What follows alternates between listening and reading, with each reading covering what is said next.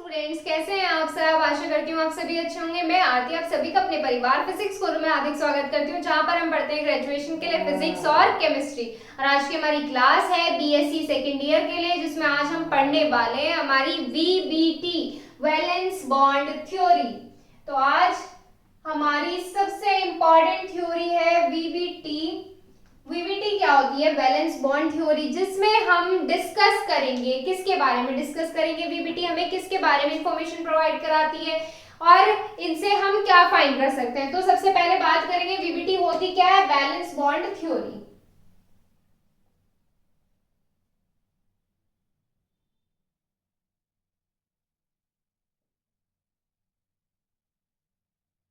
VBT होती है हमारी वैलेंस बॉन्ड थ्योरी, और ये हमें इंफॉर्मेशन प्रोवाइड कराती है किसके बारे में। ये हमें इंफॉर्मेशन प्रोवाइड कराएगी ज्योमेट्री के बारे में, कॉम्प्लेक्स की ज्योमेट्री के बारे में, मैग्नेटिक बिहेवियर के बारे में, स्पिन के बारे में और उसकी हाइब्रिड स्टेट के बारे में। इन चीज के बारे में हमें इंफॉर्मेशन प्रोवाइड कराई जाती है वीबीटी में। तो वीबीटी जो थी ये पॉलिंग नाम के किसी साइंटिस्ट ने दी थी। पॉलिंग ने ये बताया था कि वीबीटी के थ्रू हम इन सारे कॉन्सेप्ट को क्लियर कर सकते हैं। क्या थे वो? कि हमारे कॉम्प्लेक्स की ज्योमेट्री कैसी होती है, मैग्नेटिक बिहेवियर कैसा होता है, स्पिन कैसा होता है, ये सब चीजें हम वीबीटी में फाइंड करते हैं। तो इसमें हमारे कुछ पॉइंट्स है, कुछ पॉइंट्स में हमारी डिवाइड की गई है वैलेंस बॉन्ड थ्योरी, जिसमें हमारे पॉइंट्स जो हैं वो ये बताते हैं कि कॉम्प्लेक्स में स्ट्रक्चर किस तरीके से बननी है, मैग्नेटिक बिहेवियर कैसे फाइंड कर सकते हैं आप, स्पिन किस तरीके से फाइंड कर सकते हैं, strong field, weak field, ligand, ये सब हम वीबीटी में पढ़ने वाले हैं। जब हम इसके एग्जांपल्स देखेंगे, एग्जांपल्स में हम क्या देखेंगे, हमारे कॉम्प्लेक्स में जो हमारी ज्योमेट्री होगी, पहले कॉन्फ़िगरेशन करेंगे, फिर ज्योमेट्री फाइंड करेंगे, फिर ज्योमेट्री फाइंड करके फिर उसकी सारी प्रॉपर्टीज के बारे में लिखेंगे। तो चलिए स्टार्ट करते हैं हमारी वैलेंस बॉन्ड थ्योरी। अब इसमें एक चीज तो आपको सबको पता होगी। क्या पता होगी? कि हमारा कॉम्प्लेक्स किस तरीके से होता है। मेटल होता है, लिगेंड होता है, ये हमारे क्या होते हैं, कॉम्प्लेक्स होते हैं। इसमें जो हमारा मेटल और लिगेंड जब बॉन्ड करते हैं, तब बॉन्डिंग करते हैं, तब हमारा क्या बनता है, कॉम्प्लेक्स बनता है। जब मेटल लिगेंड रिएक्ट करते हैं तब हमारा कॉम्प्लेक्स बनाते हैं। इसमें हमारा लिगेंड वर्क करता है। कैसे वर्क करता है? जैसे हमारा लिगेंड क्या करता है, इलेक्ट्रॉन्स को डोनेट करता है। इलेक्ट्रॉन्स को डोनेट करता है, किसको? सेंट्रल मेटल को डोनेट करता है। और हमारा मेटल क्या करता है? मेटल करता है इलेक्ट्रॉन्स को एक्सेप्ट। मेटल क्या करता है? इलेक्ट्रॉन एक्सेप्ट करता है। जब हमारा सेंट्रल मेटल चारों तरफ से लिगेंड से अटैच्ड होता है, जब हमारा सेंट्रल मेटल चारों तरफ से लिगेंड से अटैच्ड होता है, तब हमारा मेटल इलेक्ट्रॉन पेयर एक्सेप्ट करता है लिगेंड से।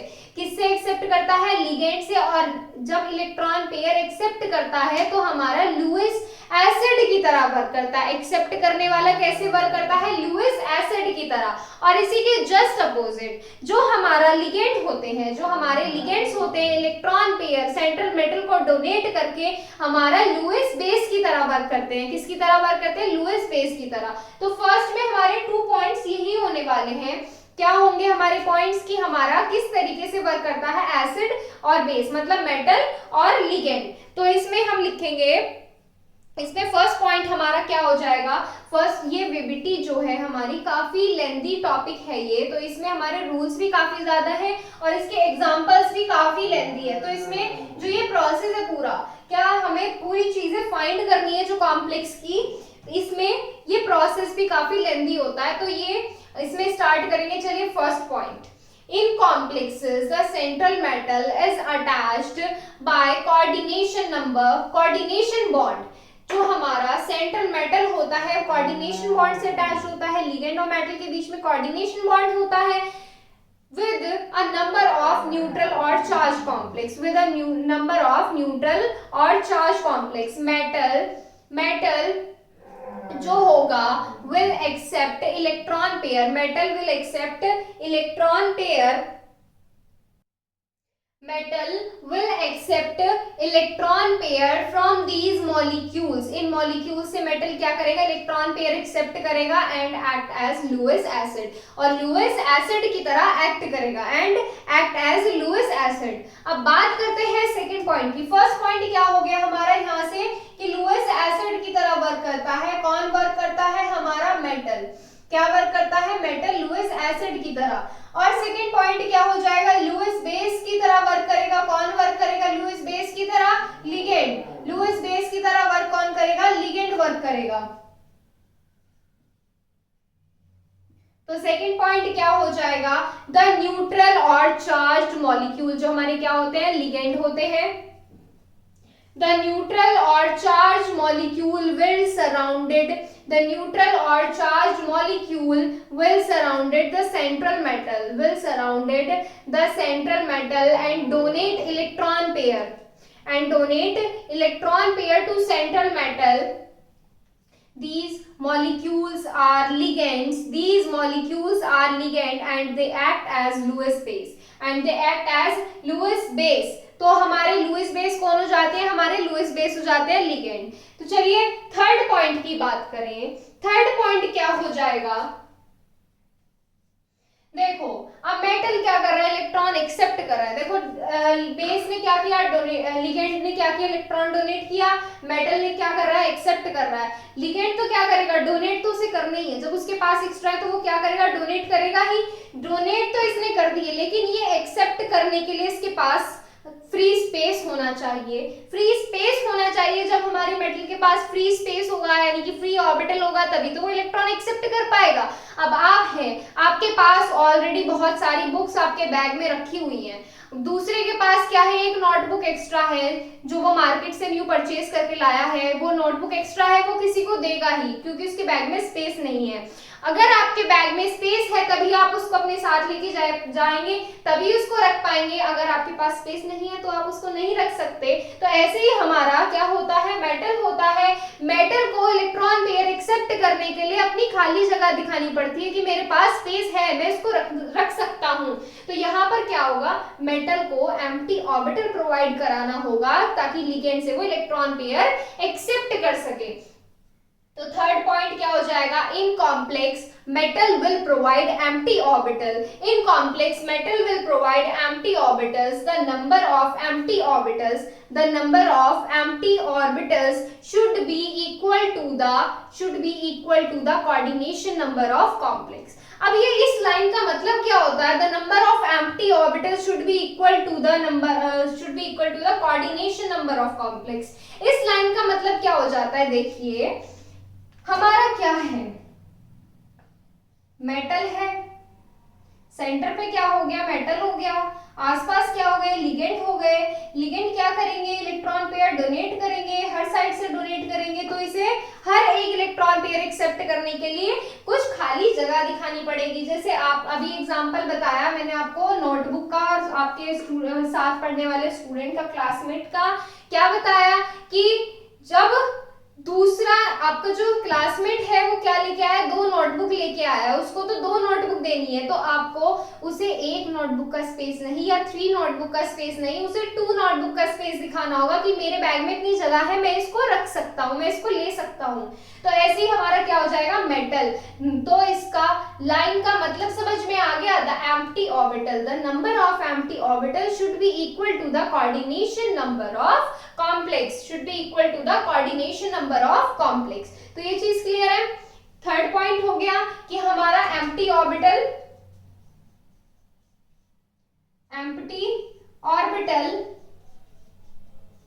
इक्वल होना चाहिए कोऑर्डिनेशन नंबर ऑफ कॉम्प्लेक्स।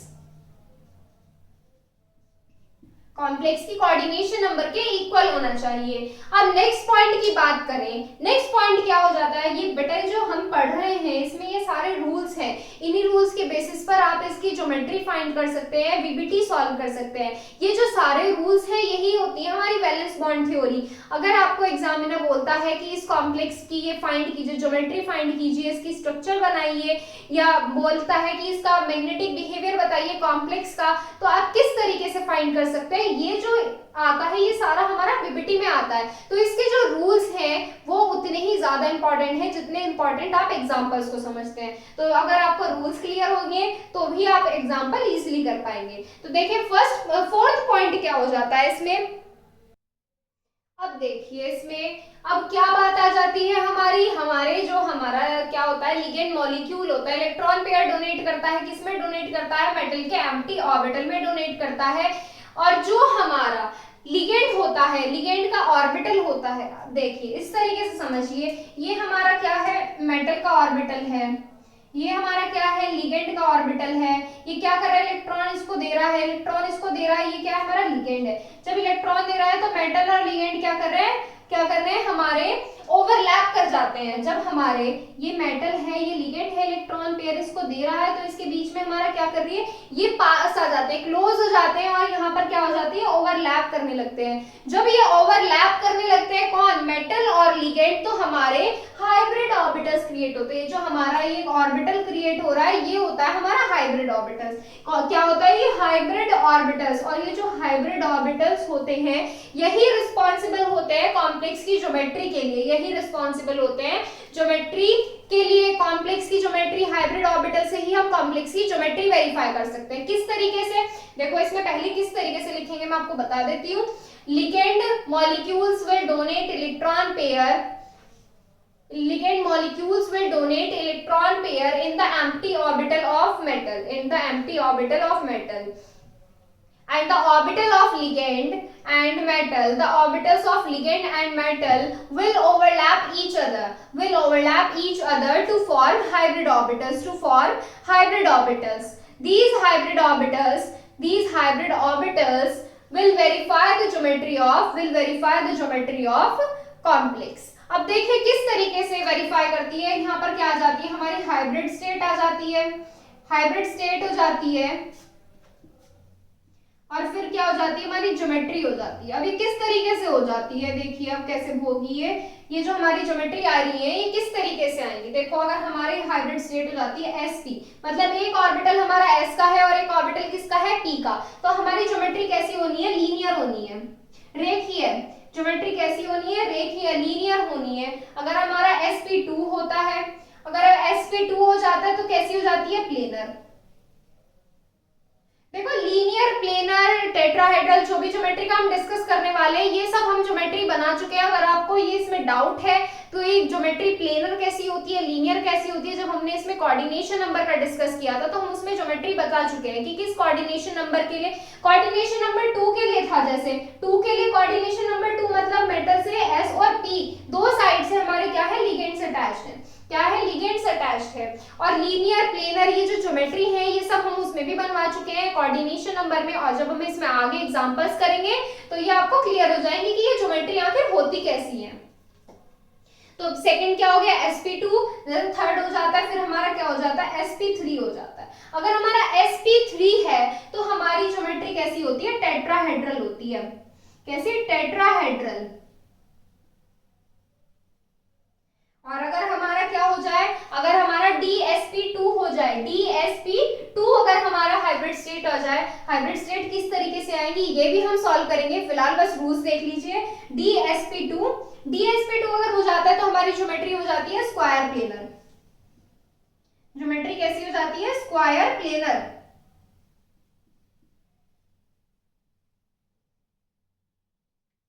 बात करते हैं आगे sp3d के लिए, sp3d के लिए अगर हमारा जो हमारा हाइब्रिड स्टेट है sp3d है, d दी हुई है, या फिर आप क्या कह सकते हैं, या फिर आप इसको बोल सकते हैं dsp3, एक ही बात है, sp3d बोल दीजिए या dsp3 बोल दीजिए, एक ही बात है दोनों के लिए। तो यहाँ पे हमारी ज्योमेट्री कैसी हो जाती है, इस टाइप के हमारी हाइब्रिड स्टेट के लिए हमारी ज्योमेट्री हो जाती है ट्राइंगुलर बायपिरामिडल हो जाती है, कैसी हो जाती है, ट्राइंगुलर बायपिरामिडल।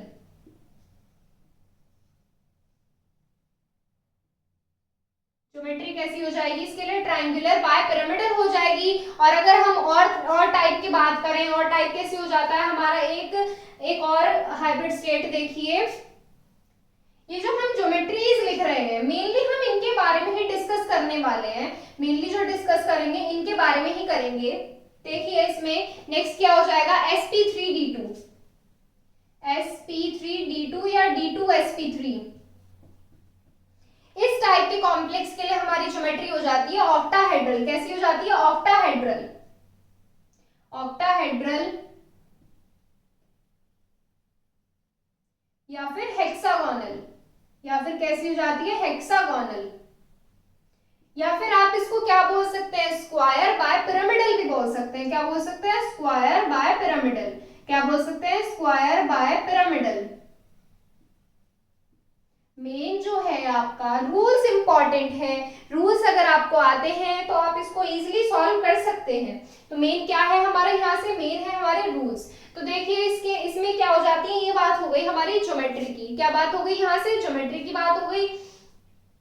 अब अगर इसमें आगे बात करें किसके लिए, अगर हम इसमें फिफ्थ पॉइंट की बात करें, फिफ्थ पॉइंट क्या हो जाता है हमारा, देखिए फिफ्थ पॉइंट हमारा ये हो जाता है हाइब्रिडाइजेशन के टाइम। हाइब्रिडाइजेशन के टाइम जो हमारा डी सबशेल होता है वो किस तरीके से पार्टिसिपेट करता है, डी सबशेल अगर हमारा इनर पार्टिसिपेट करता है, मतलब हमारा इनर किस तरीके से, डी सबशेल जो अगर हमारा पार्टिसिपेट करेगा, अगर उसमें n-1 डी पार्टिसिपेट कर रहा है, n-1 डी पार्टिसिपेट कर रहा है डी सबशेल के लिए, तो वो कैसा होता है, इनर ऑर्बिटल कॉम्प्लेक्स होता है। तो कॉम्प्लेक्स कैसा होता है हमारा, inner orbital complex, inner orbital complex. जो हमारा हाइब्रिडाइजेशन के टाइम पे, हाइब्रिडाइजेशन कैसे होती है ये भी आपको एग्जांपल में क्लियर हो जाएगा। जब हमारा हाइब्रिडाइजेशन के टाइम पे जो हमारा डी ऑर्बिटल होता है, डी ऑर्बिटल हमारा अगर n-1 पार्टिसिपेट करता है, किसमें n-1 पार्टिसिपेट करता है, तो हमारा कॉम्प्लेक्स क्या होता है, इनर ऑर्बिटल कॉम्प्लेक्स। या अगर n डी पार्टिसिपेट करता है तो कैसा होता है, आउटर ऑर्बिटल कॉम्प्लेक्स। कैसा होता है, आउटर ऑर्बिटल कॉम्प्लेक्स। तो अगर आप इसमें लिखेंगे फिफ्थ पॉइंट तो इसमें किस तरीके से आएगा, during formation of, during hybridization, इस तरीके से लिखिए, during hybridization the d subshell of metal, during hybridization the d subshell of metal may be inner, may be inner, n-1 ही लिखिए अभी, मे बी इनर और इट मे बी आउटर, और it may be outer. अब ये किस तरीके से इनर और आउटर कैसे होते हैं ये हमारा डिपेंड करता है लिगेंड की नेचर पर। लिगेंड की नेचर कैसी है, स्ट्रॉन्ग फील्ड है या वीक फील्ड लिगेंड है, उसकी नेचर पर डिपेंड करता है हमारा इनर और आउटर ऑर्बिटल कॉम्प्लेक्स। अब फिफ्थ पॉइंट में क्या लिखेंगे भाई, लिखेंगे हम during hybridization the d subshell of metal may be inner n-1 और it may be outer n, it may be outer end depending on the nature of ligand, depending on the nature of ligand की nature ligand की किस तरीके से होती है। तो यहां से ये क्या हो जाता है हमारा फिफ्थ पॉइंट हो जाता है। देखिए इसमें नेक्स्ट, देखिए इसमें नेक्स्ट पॉइंट देखिए, अब नेक्स्ट पॉइंट में क्या करेंगे, हम इन दोनों चीज को एक्सप्लेन करेंगे कि इनर ऑर्बिटल कॉम्प्लेक्स किस तरीके से बनते हैं, आउटर ऑर्बिटल कॉम्प्लेक्स किस तरीके से बनते हैं। तो सबसे पहले बात करते हैं हमारे इनर ऑर्बिटल कॉम्प्लेक्स की। तो इसमें फर्स्ट पॉइंट क्या हो जाएगा हमारा, inner orbital complex, inner orbital complex.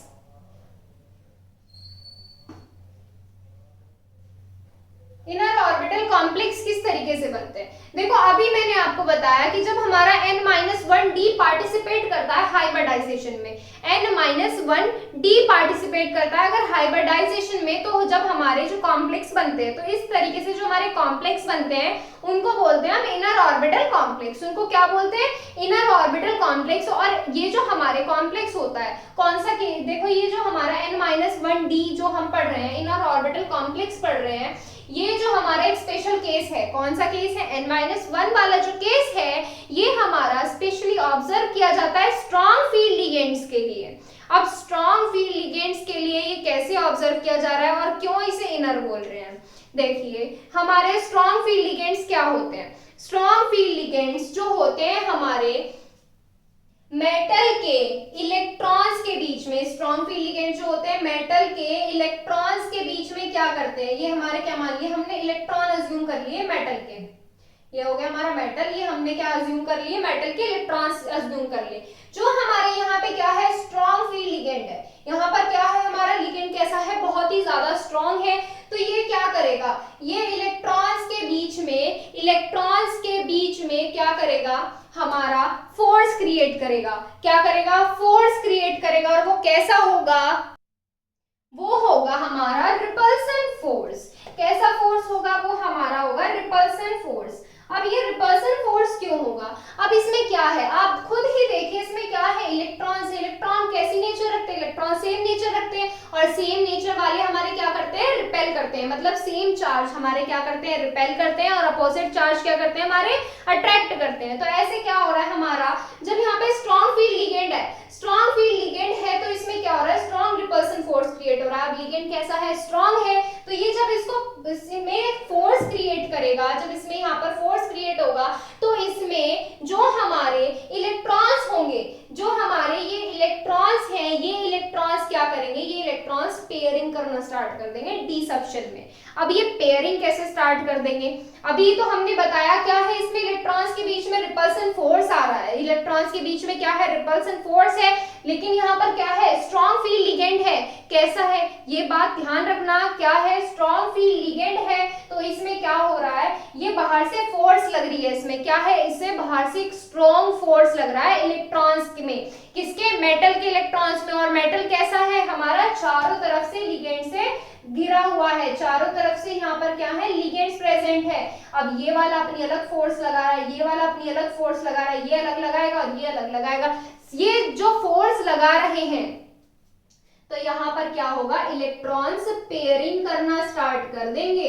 Electrons क्या करना स्टार्ट कर देंगे, पेयरिंग करना स्टार्ट कर देंगे। और जब हमारे इलेक्ट्रॉन्स पेयरिंग करना स्टार्ट कर देंगे, तब क्या होगा, तब इसमें क्या होगा, इसमें हमारे जब इलेक्ट्रॉन्स पेयरिंग स्टार्ट कर देंगे, देखिए इसमें तो क्या होगा, देखो हमारे क्या हो रहा है, डी ऑर्बिटल है, इस तरीके से देखिए, ये हमारा क्या है, डी सबशेल है। इसमें कितने हैं, 1 2 3 4 5 ऑर्बिटल्स हैं, 5 ऑर्बिटल्स प्रेजेंट है। अब इसमें क्या है, हमारे यहाँ पर इस तरीके से क्या प्रेजेंट है, इलेक्ट्रॉन्स प्रेजेंट है। यहाँ पर क्या रखा हमने, स्ट्रॉन्ग फील्ड लिगेंड रख दिया, यहाँ पर क्या रख दिया, स्ट्रॉन्ग फील्ड लिगेंड रख दिया। तो यहाँ पर क्या होगा, यहाँ पर इलेक्ट्रॉन्स क्या करेंगे, पेयरिंग स्टार्ट कर देंगे। क्या करेंगे, पेयरिंग स्टार्ट कर देंगे। इस तरीके से हमारे इलेक्ट्रॉन्स आ जाएंगे। अब देखिए इन्होंने क्या किया, पेयरिंग स्टार्ट कर दी, तो यहाँ पर क्या होगा, यहाँ पर हमारा खाली स्पेस रह गया डी ऑर्बिटल में। यहाँ पर क्या हो गया, डी सबशेल में वैकेंट स्पेस हो गया लिगेंड की हाइब्रिडाइजेशन के लिए, ताकि यहाँ पर क्या आ सके, लिगेंड प्रेजेंट हो सके, और ताकि हम इसका क्या फाइंड कर सकते हैं, इसकी हाइब्रिड स्टेट फाइंड कर सके। यहाँ से क्या फाइंड कर सकते, अब देखो ये डी ऑर्बिटल है, तो यहाँ पर कितने ऑर्बिटल्स खाली है, 3 है, तो यहाँ से क्या आ जाता है, D3। यहाँ से क्या आ जाता है, D3।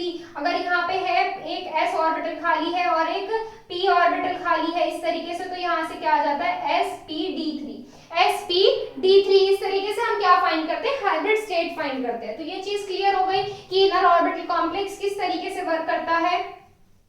अगर आप इसमें लिखेंगे तो कैसे लिखेंगे, हम आपको बता देते हैं। आप लिखेंगे इसमें किस तरीके से, इनर ऑर्बिटल कॉम्प्लेक्स के अंदर कैसे लिखा जाएगा, इसमें when n-1d participate in hybridization, when n-1d participate in hybridization, जो हमारी लैंग्वेज होती है, जो हमारी लैंग्वेज है, इसके जो आप नोट्स बना रहे हैं, बहुत इजी लैंग्वेज है। अगर आप इसको बाद में भी पढ़ेंगे ना, तो आपको बिल्कुल इजीली क्लियर होने वाली है सारी चीजें, इस चीज से आप बेफिक्र रहें बिल्कुल।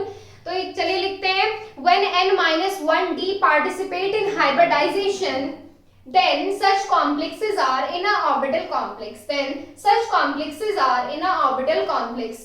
It is observed in case of strong field ligand. It is observed in case of strong field ligand. और strong field ligand कैसे होते हैं? Strong field ligands like CO, CN, NH3, इस टाइप के जो हमारे लिगेंड्स होते हैं, ये कैसे होते हैं, स्ट्रॉन्ग फील्ड लिगेंड्स होते हैं। आगे लिखेंगे इसमें, these ligands will create strong repulsion force. These ligands will create strong repulsion force on the electrons of metal. On the electrons of metal. आगे लिखेंगे, so these ligands will pair up the electrons of, so these ligands will pair up the electrons of d subshell of metal. metal में ही तो d subshell present होता है, d subshell of metal, and inner d subshell has vacant space, and inner d subshell has vacant space for the hybridization with ligand, for the hybridization with ligand. तो यहाँ से क्या हो जाता है हमारा इनर ऑर्बिटल कॉम्प्लेक्स, और strong field ligand का आप एग्जांपल भी दे सकते हैं, क्या किस टाइप के कॉम्प्लेक्स होते हैं, FeCN6, इस तरीके का आप एग्जांपल भी दे सकते हैं। इसमें चार्ज इस तरीके से हो जाएगा इसमें। तो यहाँ पर क्या है, ये हमारा इनर ऑर्बिटल कॉम्प्लेक्स का एग्जांपल है, लिगेंड कैसा है, स्ट्रॉन्ग फील्ड। अब इसमें सेकंड पॉइंट क्या हो जाता है, आउटर ऑर्बिटल कॉम्प्लेक्स। आउटर इसके जस्ट अपोजिट है, आउटर जस्ट अपोजिट है इसके।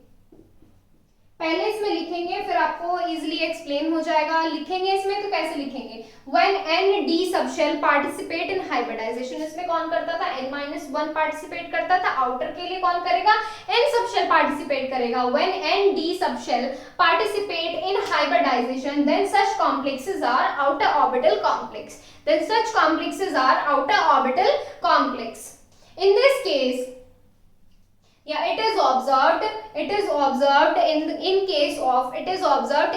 of weak field ligand, it is observed in case of weak field ligand। और weak field ligand कैसे होते हैं हमारे, weak field ligands like हमारे क्या होते हैं, हेलोजेंस हो जाते हैं, halogens F minus Cl minus Br minus, और क्या हो जाता है हमारा OH माइनस, और एक क्या हो जाता है H2O। इस टाइप के जो हमारे लिगेंड्स होते हैं, वीक फील्ड लिगेंड्स होते हैं। It is observed in case of weak field ligands like F minus Cl minus Br minus OH minus और H2O। ये टाइप के जो हमारे लिगेंड्स होते हैं ये वीक फील्ड लिगेंड्स होते हैं। अब हम बताएंगे ये लिगेंड्स क्या कर देते हैं। ये ligands, these ligands cannot create strong repulsion force on the electrons of metal. These ligands cannot create strong repulsion force on the electrons of metal. So they cannot pair up the d electrons of metal. So they cannot pair up the d electrons of metal. So inner d subshell don't have vacant space for the hybridization of ligand. So inner d subshell don't have vacant space for the hybridization with ligands. So in this case outer d subshell will participate in hybridization. So in this case outer d subshell will participate in hybridization. अब देखिए हमने ये जो रामायण बताई है इसमें ये क्या है, हमने इनर ऑर्बिटल कॉम्प्लेक्स के बारे में जब डिस्कस किया था तो इसमें क्या देखा था हमने कि हमारे स्ट्रॉन्ग फील्ड लिगेंड से वो किस तरीके से वर्क करता है। चलिए बात करते हैं वीक फील्ड लिगेंड की। मेटल क्या है, मेटल होता है, इसके चारों तरफ क्या है, लिगेंड प्रेजेंट है। अब इनर ऑर्बिटल कॉम्प्लेक्स जब हमारा n d सबशेल पार्टिसिपेट कर रहा है, n d सबशेल पार्टिसिपेट करता है हाइब्रिडाइजेशन में तो आउटर ऑर्बिटल कॉम्प्लेक्स होता है। हमें सबको पता है जो n क्या होता है हमारा आउटर होता है और n-1 क्या होता है हमारा इनर होता है। ये पता है, ये चीज क्लियर है। ये हम पहले भी पढ़ चुके हैं, जब हमने यूनिट 1 पढ़ी थी तो उसमें n और n-1 दोनों का अच्छे से डिस्कस किया था। चलिए अब देखते हैं हमारा जहां पर क्या प्रेजेंट है, हमारा लिगेंड प्रेजेंट है। जो हमारे ये लिगेंड कैसे है, बेचारे कमजोर है। ये क्या है, कमजोर है। ये इतने कमजोर है कि मेटल के इलेक्ट्रॉन्स को पास नहीं ला पाते। जब मेटल के इलेक्ट्रॉन्स क्या नहीं होंगे, पास नहीं होंगे तो इनमें रिपल्सन फोर्स भी क्रिएट नहीं होगा। जो रिपल्सन फोर्स स्ट्रॉन्ग होता है वो क्रिएट नहीं होगा। और अगर ये इलेक्ट्रॉन कैसा है, वीक है, तो ये बाहर से फोर्स भी नहीं लगाएगा ताकि इलेक्ट्रॉन्स पेयरिंग कर ले। जब ये स्ट्रॉन्ग होगा और बाहर से फोर्स लगाएगा, कैसी लगाएगा, स्ट्रॉन्ग लगाएगा तो इलेक्ट्रॉन्स पेयरिंग करेंगे। जब ये बेचारा कमजोर सा है, इससे इतना फोर्स नहीं लगा ताकि ये पेयरिंग कर पाए, ये क्या कर पाए, पेयरिंग कर पाए, इससे इतना फोर्स नहीं लगा। तो यहाँ से क्या होगा, हमारे d ऑर्बिटल में खाली जगह ही नहीं बचेगी जिससे हमारा हाइब्रिडाइजेशन हो सके लिगेंड का, ताकि हम हाइब्रिड स्टेट फाइंड कर सके। तो उसकी हाइब्रिड स्टेट क्या हो जाती है, हाइब्रिड स्टेट हमारी d किस पे डिपेंड करती है, हाइब्रिड स्टेट हमारी किस पर डिपेंड करती है, अभी हमने बताया था आपको किस पर डिपेंड करेगी, ये आप बताएंगे।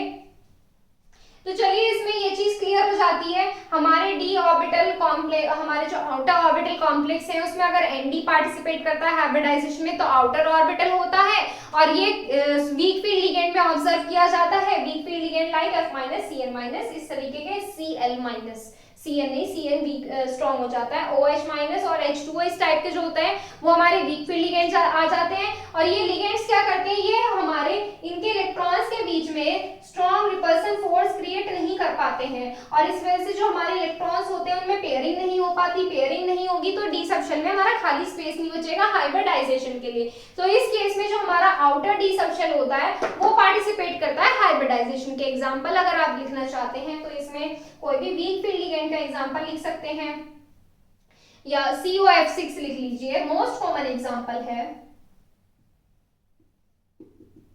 इस टाइप के जो हमारे कॉम्प्लेक्स होते हैं ये आते हैं हमारे आउटर ऑर्बिटल कॉम्प्लेक्स में। अब देखिए इसमें बात करते हैं हमारे मैग्नेटिक बिहेवियर के बारे में। मैग्नेटिक बिहेवियर कैसा होता है इसका डिस्कस करेंगे बेटा हम नेक्स्ट क्लास में, क्योंकि इसके काफी सारे पॉइंट्स हैं, आज सारे क्लियर नहीं होंगे, काफी सारे रूल्स हैं इसके, तो बाकी के रूल्स हम डिस्कस करेंगे हमारी नेक्स्ट क्लास में। तो आज के लिए बस इतना ही, मिलते हैं आपसे कल। Thank you so much.